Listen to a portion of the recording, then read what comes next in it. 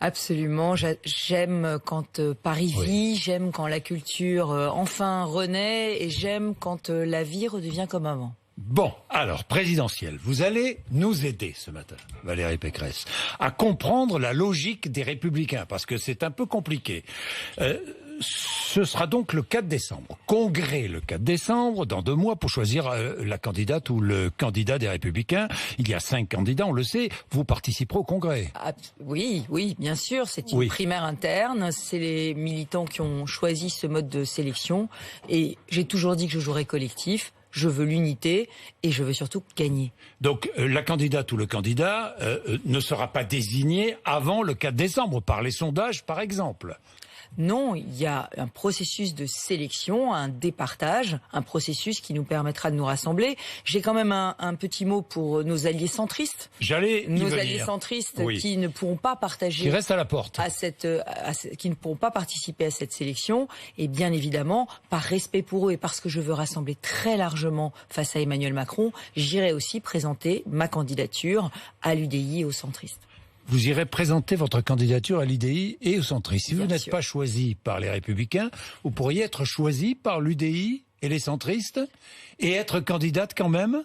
Non, à la fin, il faut un seul et unique candidat. Mais je crois qu'il faut que nos alliés centristes sentent que eux aussi, on les respecte et que eux aussi, on veut les emmener dans cette dynamique pour desserrer l'étau Macron-Le Pen. Parce qu'ils ne peuvent pas adhérer aux Républicains, évidemment. Non, ils ne le feront pas. Non, ils ne le feront pas. Oui, 79 000 adhérents républicains à peu près. Les Verts ont réussi 122 000 à leur primaire. On va voir si vous faites aussi bien. Alors, moi, je ne comprends pas, effectivement, avec les centristes, Valérie Pécresse. Vous dirigez des mairies, vous dirigez des départements, vous dirigez des régions ensemble. Vous passez des accords électoraux ensemble. Au Sénat, vous êtes dans la même majorité et vous voilà les centristes exclus du jeu. On ne gagne jamais une présidentielle en se repliant sur soi ? Il va falloir s'élargir, il va falloir rassembler très largement, mais ça se fera sur les idées et ça se fera ensemble. Moi, j'y veillerai. Oui, vous êtes discrète sur tout ça. Hein. J'y veillerai. Non. J'y veillerai. Et comment ? J'y veillerai en les associant, En les associant. Bon. Alors, comme tout semble compliqué chez les Républicains, Valérie Pécresse, le parti pourra révoquer le candidat choisi par les adhérents. Vous avez vu ça ? C'est-à-dire que si au mois de janvier, Éric Zemmour est devant le candidat LR pourrait être... je sais pas moi, révoqué par les instances ? Non, arrêtez cette politique fiction. Je crois que Christian Jacob a été très très clair. Éric Zemmour ne peut pas participer à la primaire des Républicains, tout simplement parce que lui accepte l'idée d'un rassemblement droite-extrême droite. Or, vous le savez, il y a une ligne rouge intangible qui est fixée par les Républicains et par la droite, c'est que nous n'acceptons pas les alliances avec l'extrême droite, nous ne faisons pas ces alliances, et quand on veut les faire, eh bien, on n'appartient pas à la famille de la droite et du centre. Valérie Pécresse, peut-être, mais Éric Ciotti voterait Zemmour au second tour face à Macron. Vous aussi, d'ailleurs ? Arrêtez avec des scénarios qui n'ont aucun sens. C'est des scénarios qui n'ont aucun sens. Nous serons au deuxième tour. Et nous serons au deuxième tour, je vais vous dire pourquoi. Parce que nous avons des vraies solutions pour le pays. Parce que moi, hier, j'étais à Aubervilliers, à Pantin, sur le terrain, en train de dialoguer avec les habitants sur leurs problèmes d'insécurité. Moi, je ne fais pas de la politique en chambre. Je fais de la politique par les actes. Je fais de la politique par la preuve. Et c'est ça qui fait la valeur de ma candidature. Ce n'est pas moi qui parle d'Éric Zemmour, c'est Christian Jacob, le patron LR, qui parle d'Éric Zemmour, qui dit « il n'est pas raciste ni d'extrême droite ». Vous êtes d'accord avec lui ? Vous employez les mêmes mots ? Il a dit aussi Éric Zemmour ne partage pas nos valeurs. On ne peut pas être plus clair. Il ne partage pas nos valeurs. Il veut s'allier avec l'extrême droite. Il veut s'allier avec l'extrême droite. Eh bien voilà. Donc nous nous allierons pas. Est-ce qu'il est raciste et d'extrême droite ? Nous ne nous rallions pas. Écoutez, je sais que BFM TV n'est pas Zemmour TV. On va peut-être parler de ma candidature et on va peut-être parler de ce que je veux pour la France, Monsieur Bourdin. Je vais vous en parler. Sauf que, et je tiens à insister là-dessus. J'attends votre avis. Éric Zemmour affirme que le régime de Vichy a protégé les juifs français et donné les juifs étrangers. Que lui répondez-vous ? Personne ne remarque cette phrase prononcée hier. Eh bien que la Ralph du Veldiv, ça devrait lui faire réfléchir et qu'on ne peut pas déformer l'histoire de France. J'ai entendu Valérie Pécresse dire... Cette phrase est abjecte. Cette phrase est abjecte. J'ai entendu Valérie Pécresse dire qu'elle avait peur d'attraper un virus en étant dans la même pièce que moi, a-t-il dit. J'ai jamais prononcé cette phrase. Je n'ai jamais prononcé cette phrase. Ce que j'ai dit, en revanche, c'est que quand on prétendait défendre la civilisation française, on ne prenait pas la défense de Tariq Ramadan, prédicateur des frères musulmans, en expliquant qu'il était sans doute victime d'un complot, alors qu'il est ciblé par 7 plaintes de femmes qui l'attaquent pour viol, et que Tariq Ramadan, par ailleurs, a pris position, et on le sait tous ici, en refusant de condamner la lapidation des femmes adultères. Voilà. Bien, Valérie Pécresse, faut-il aujourd'hui en politique, en France, être radical ou radical pour être entendu? Ce que je crois, c'est qu'il faut surtout avoir des propositions pour résoudre les problèmes. On parle beaucoup aujourd'hui d'insécurité. On parle aujourd'hui beaucoup de la crise d'autorité qui traverse le pays. Et c'est un thème récurrent, y compris à l'extrême droite. Oui, mais c'est un thème récurrent, y compris à l'extrême droite. Or, comment est-ce qu'on règle le problème? Le sujet aujourd'hui, c'est notre justice. Notre justice qui est débordée, qui est sous l'eau, submergée, avec un stock d'affaires sur lequel personne ne dit rien, qui est un stock colossal d'affaires non jugées. Alors tout le pays est bloqué. Et le problème, c'est l'impunité. J'étais, il y a quelques jours, dans le quartier sensible de Lyon, qui s'appelle la Duchère, voilà, avec des policiers. Eh bien, l'un d'entre eux avait été agressé, classement sans suite. J'étais dans la Drôme avec des maires. L'un d'entre eux avait été agressé, classement sans suite. Donc le sujet aujourd'hui, c'est que la justice est débordée. Elle n'a plus les moyens. C'est la sanction, Elle n'a plus les moyens de sanctionner vite et efficacement. Les sanctions ne sont pas exécutées. Donc moi, quand je serai présidente de la République, je proposerai un plan Orsec pour cette justice. Un plan Orsec pour leur permettre de juger en comparution immédiate les flagrants délits. Les flagrants délits. Je vous donne un exemple. Allez-y, un exemple. Le président de la République a été giflé. Comparution immédiate de son agresseur. Mise sous écrou, c'est-à-dire emprisonnement immédiat de son agresseur. Eh bien ça c'est bien, ça c'est juste. Le problème, c'est que c'est pas ce qui arrive à nos policiers, quand on agresse nos policiers, quand on agresse nos médecins, quand on agresse nos maires et quand on agresse les simples citoyens. La sanction immédiate, enfin la sanction. Comparution immédiate en cas de flagrant délit. Oui. En cas de flagrant délit, y compris pour des mineurs multirécidivistes, parce que les mineurs sont jugés, vous le savez, plus d'1 an après les faits. Comment voulez-vous éviter ce phénomène de bande de jeunes, de nouveaux barbares que l'on voit dans tous les quartiers aujourd'hui populaires de France et qui se répandent d'ailleurs dans les territoires ruraux où ils font aussi des ravages? Aujourd'hui, nous avons besoin d'une sanction rapide. Quand on est jeune, on doit avoir une sanction rapide. Vous connaissez la phrase. Ce qui est important dans une sanction, c'est pas tant sa sévérité, il faut évidemment qu'elle soit sévère, mais c'est pas tant sa sévérité que sa certitude. Il faut être certain que si on commet une infraction, on sera puni vite. Donc comparution immédiate, impunité zéro. Et par ailleurs, on a un vrai problème, c'est que on n'incarcère plus dans notre pays, on n'emprisonne plus. Quand vous êtes condamné à jusqu'à 1 an de prison ferme, vous n'allez pas en prison. Il faut revenir sur cette loi qui aménage les peines jusqu'à 1 an de prison ferme. Il faut qu'on puisse faire des courtes peines de prison. Alors vous allez me dire, il n'y a pas de place.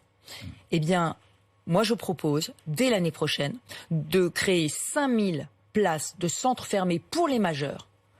On prend des vieux bâtiments désaffectés, des casernes, des bâtiments publics, et on prend l'outil du bracelet électronique. Aujourd'hui, le bracelet électronique, il est utilisé pour éviter l'incarcération. Ça se passe comment? Eh bien, un voyou, un caïd est condamné, 8 mois de prison ferme. Il va pas aller en prison, il va avoir un bracelet électronique et on va le renvoyer chez lui. Ça veut dire que ses voisins, ses victimes, le voient revenir comme un caïd. Il est allé, il n'ira pas en prison. Il a commis des actes extrêmement graves. Il revient et il continue ses trafics de chez lui. Alors, moi, ce que je propose, c'est que ce bracelet électronique, on l'utilise pour enfermer des personnes qui sont condamnées à de la prison ferme dans ces centres fermés et qu'on mette fin à cette impunité généralisée. Il faut aujourd'hui que la sanction tombe et il faut qu'elle soit exécutée. Et la même chose pour les amendes. Les amendes, vous le savez, elles sont jamais payées. Voilà. Alors le ministre de la Justice dit mais si, elles sont payées. Enfin, on a un taux de recouvrement qui est très très faible. Moi-même, j'ai été obligée avec la SNCF de mettre en place un partenariat spécial avec la direction des finances publiques de Seine-et-Marne pour pouvoir obtenir que tous ceux qui sont en contravention, les fumeurs, les dealers, payent leurs amendes. retenue sur salaire obligatoire. Mais c'est un partenariat que moi j'ai fait avec la sécurité sera l'un des sujets majeurs de la présidentielle, avec le pouvoir d'achat, le pouvoir de vivre, comme on voudra. Rétablir la sécurité, rétablir la République aussi. Oui. Et s'armer contre la menace islamiste, qui est le nouveau totalitarisme du 21e siècle. Et là encore, le gouvernement ne fait pas ce qu'il faut. Il y a des djihadistes qui vont sortir de prison. Chaque année, il y en a plusieurs dizaines. Et ces djihadistes, le gouvernement n'a pas réussi à faire voter, ce que demandait l'opposition, c'est de pouvoir les garder en rétention après leur sortie de prison, c'est-à-dire de pouvoir les garder sous surveillance avec assignation à résidence, parce qu'ils sont toujours radicalisés, parce que ce sont des bombes humaines qui vont être libérées. Mais ils sont placés sous surveillance, Valérie Pécresse. Sous contrôle judiciaire, Monsieur Bourdin, mais vous savez très bien ce qui se passe sous contrôle judiciaire. Je vous rappelle que le père Hamel qui a été assassiné à Rouen, il a été assassiné par une personne qui était sous bracelet électronique. Valérie Pécresse, j'en parlerai avec le ministre de l'Intérieur qui sera mon invité mercredi matin. Mais je repose son problème, c'est la justice au ministre de l'Intérieur. Ouais. Il met des policiers et les policiers se font agresser. Donc c'est un bon ministre de l'Intérieur et il y a un mauvais ministre de la Justice. Non, c'est pas ce que je dis. C'est une politique générale. Non, évidemment, on peut pas jouer le ping-pong. Ça c'est la gauche. Ça c'est François Hollande et Christiane Taubira.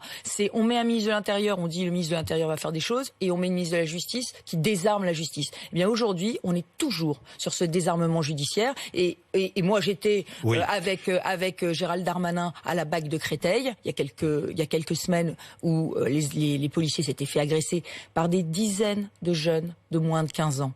Ouais. Et je l'ai vu, lui aussi, un peu désemparé quand on lui a dit que certains de ces jeunes étaient déjà connus pour des faits depuis un an, transmis à la justice, depuis un an. Qu'a-t-il dit ? Il a rien dit. Que voulez-vous qu'il dise ? C'est l'impuissance publique. C'est cette impuissance publique qui sera au cœur de la présidentielle. Et il faut y remédier. Et pour remédier à l'impuissance publique, faut pas faire des beaux discours. Faut faire des actes, poser des actes. Bien, Valérie Pécresse, je vous repose la question. Est-ce qu'il faut aujourd'hui, en politique, être radical ou radical pour être entendu ? Moi, je crois qu'il faut être responsable pour être entendu. Regardez la situation allemande. J'allais y venir, justement. Est-ce que vous savez que dans tous les débats télévisés en Allemagne, le mot islam n'a jamais été prononcé. Alors qu'en Allemagne, il y a plus, vous le savez, de clandestins qu'en France, qu'il y a eu une plus grande immigration qu'en France ces dernières années, et le mot islam n'a jamais été prononcé. On peut pas dire ça aujourd'hui en France. Non, on peut pas dire ça en France aujourd'hui. Il y a plus de clandestins en Allemagne qu'en France. Il y a plus de clandestins en Allemagne qu'en France, mais on peut pas dire que le problème migratoire est plus aigu en Allemagne qu'en France. Il est plus aigu en France parce que ça fait des années et des années que nous laissons s'installer chez nous des personnes qui n'ont aucun titre pour le faire. Quel que soit le président de la République. Non, on reconduisait. J'ai retrouvé les statistiques, Monsieur Bourdin, parce que cette question m'intéresse. En 2012, nous reconduisions 44% des personnes qui avaient une obligation de quitter le territoire français. Aujourd'hui, c'est tombé à 25%, voire même 12% l'année dernière. Donc, on fait beaucoup moins bien aujourd'hui que sous Nicolas Sarkozy pour ce qui est de renvoyer les clandestins chez eux. Et j'ajoute qu'il y a un moyen de le faire. Parce que vous allez me dire comment. Il y a un moyen, ça s'appelle Frontex. Frontex met à disposition des charters, des avions avec des escortes pour pouvoir renvoyer les clandestins chez eux. Donc c'est vraiment une question de volonté et d'efficacité. L'Allemagne donc va changer de gouvernement, Valérie Pécresse. On s'attend peut-être à des demandes d'austérité de la part des Allemands. Austérité, c'est indispensable et au niveau européen et en France ? Il va falloir un atterrissage qui soit pas trop brutal. Parce que la crise qui est derrière nous... Donc pas d'austérité... Il faut un atterrissage qui ne soit pas trop brutal, mais il faut prendre des mesures de réforme puissantes. La France est à 117% de dette. Donc on ne peut pas uniquement penser à l'élection future, il faut penser aussi aux générations futures. Il va falloir stabiliser cette dette, il va falloir prendre des mesures d'économie. Mais ces mesures d'économie, vous savez, elles sont assez simples à prendre. Il faut lutter contre les gaspillages, il faut supprimer les doublons, il faut que l'État se recentre sur ses vraies missions, protéger, éduquer, soigner. Le vrai sujet aujourd'hui, c'est que l'État veut tout faire et il fait tout mal. Souvenez-vous pendant la crise Covid où on a vu une espèce de bureaucratie empêcher les Français. La vaccination, par exemple.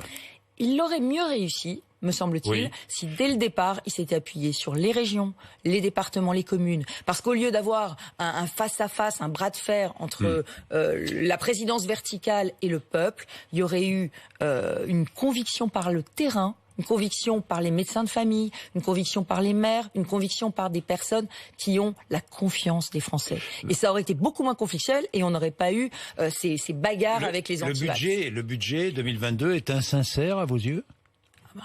Vous avez vu ce qui s'est passé? C'est quand même unique. Allez-y, dites-moi. Le Haut Conseil des finances publiques, le Haut Conseil des finances publiques qui donne un avis sur le budget. Je crois que c'est historique, assez unique en France. Il a refusé de rendre un avis sur le budget 2022 en estimant que ce budget n'était pas complet et qu'il était à trous. C'est une façon gentille de dire qu'il est totalement insincère.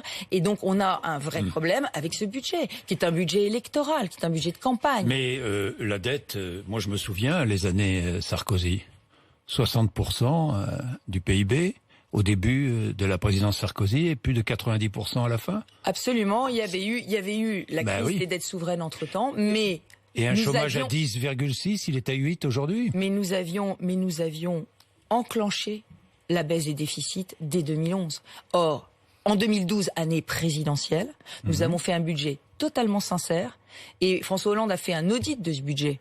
Je le sais puisque j'étais ministre du budget à l'époque. François Hollande a fait un audit en arrivant en 2012 de ce budget pour essayer de prouver qu'on avait caché les dépenses sous le tapis et il a dit que nous avions un budget impeccable. Impeccable de transparence et impeccable de sincérité. Et ça, c'est le plus important. Et en janvier 2012, la France a perdu son triple A. C'est la clé de la confiance. Dans la notation. Bon, un mot sur la revalorisation du travail au cœur de votre programme.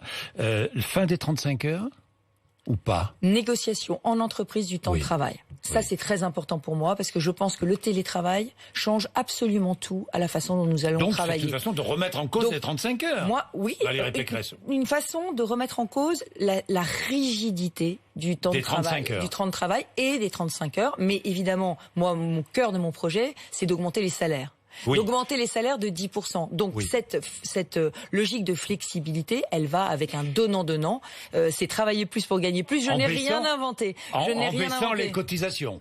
Alors, mais lesquelles? Les patronales? Les salariales. Il y a sur les cotisations salariales à peu près 8,7% de charges de cotisation retraite que l'on pourrait progressivement transférer sur un financement État. C'est ce que je souhaite. En contrepartie, il faut faire des réformes de l'État. La réforme de l'assurance chômage aussi, la deuxième étape, avec de la dégressivité pour inciter au retour à l'emploi. Plus rapide, des allocations plus forte, disons, élargie. Jusqu'à 2,5 SMIC. Et donc de permettre qu'on ait la dégressivité sur plus de salaires et que ainsi on soit plus incité à retourner à l'emploi. Donc réforme de l'assurance chômage qui était voulue par tous les candidats de la droite qui n'a toujours pas été faite, réforme des retraites et réforme de l'État. On travaille jusqu'à 65 ans. On travaillera jusqu'à 65 ans, mais en contrepartie, pour tous ceux qui ont eu des carrières longues, pour tous ceux qui sont usés par le travail, on garantira une retraite au moins égale à un SMIC net. 1230 €. Parce que ça n'est pas acceptable. C'est une question de dignité. D'avoir des retraites qui ne sont pas au niveau du SMIC quand on a travaillé toute sa vie. Donc la dignité, c'est le travail et le travail doit payer, Monsieur Bourdin. Et c'est ça mon projet pour la France. Dernière chose, Valérie Pécresse, ce qui se passe à Paris et en Seine-Saint-Denis, entre Paris et la Seine-Saint-Denis, vous êtes allé à Pantin, les toxicomanes sont sur la voie publique. Que faire avec eux? Il faut une réponse qui ne soit pas que sécuritaire. Il faut une réponse qui ne soit pas que de les déplacer les problèmes. Il faut une réponse sanitaire. Il faut ouvrir un centre de désintoxication parce que quand on est au crack, on ne s'en sort pas tout seul. Ça n'est pas vrai. Donc pour l'instant, nous avons des centaines de personnes qui sont dans un square sans protection. En plus, une hospitalisation en quelque sorte. Le sentiment des riverains, et vous l'avez bien compris, c'est quoi? C'est que finalement, à Paris, j'avais été voir les riverains à Paris, ils étaient désespérés. Mais on a transféré dans un département qui est le plus pauvre de France, la Seine-Saint-Denis, qui a déjà des problèmes d'insécurité très importants. Et les riverains ont témoigné hier. Ces femmes qui ne peuvent pas aller dans les cafés, qui se font agresser, les toxicomanes, les dealers, les trafiquants. Donc ils ont déjà des problèmes énormes. Ils ont déjà le sentiment que la police les a oubliés, que la justice les a oubliés, et on leur rajoute les toxicomanes venus de Paris. Imaginez la désespérance de ces quartiers. Donc vous n'arriverez pas à résoudre les problèmes de la France, vous n'arriverez pas à résoudre les problèmes d'intégration, vous n'arriverez pas à résoudre les problèmes de cohésion nationale si en plus on rajoute des problèmes là-dessus. Donc sur les toxicomanes, il faut des centres de désintoxication et il faut pouvoir avoir des injonctions de soins, bien sûr. Merci. Et d'ailleurs, je vais prendre l'initiative puisque personne ne le fait. Moi, j'avais proposé que la région cofinance avec la ville de Paris et l'État, le centre. Je vais prendre l'initiative. J'ai confié une mission au professeur Vèvre-Douret, qui est une psychiatre de Cochin, et à Elina Dumont, qui est une ancienne sans-abri addict au crack. Quelle structure de désintoxication pour des craqueux, parce que personne ne s'en occupe et personne n'en parle. Merci Valérie Pécresse. 8h54, vous êtes sur RMC et BFM TV. Merci beaucoup Jean-Jacques Bourdin. Vous en parliez à l'instant avec votre invité Valérie Pécresse. Nous serons en direct dans quelques instants de la Porte de Pantin, de ce mur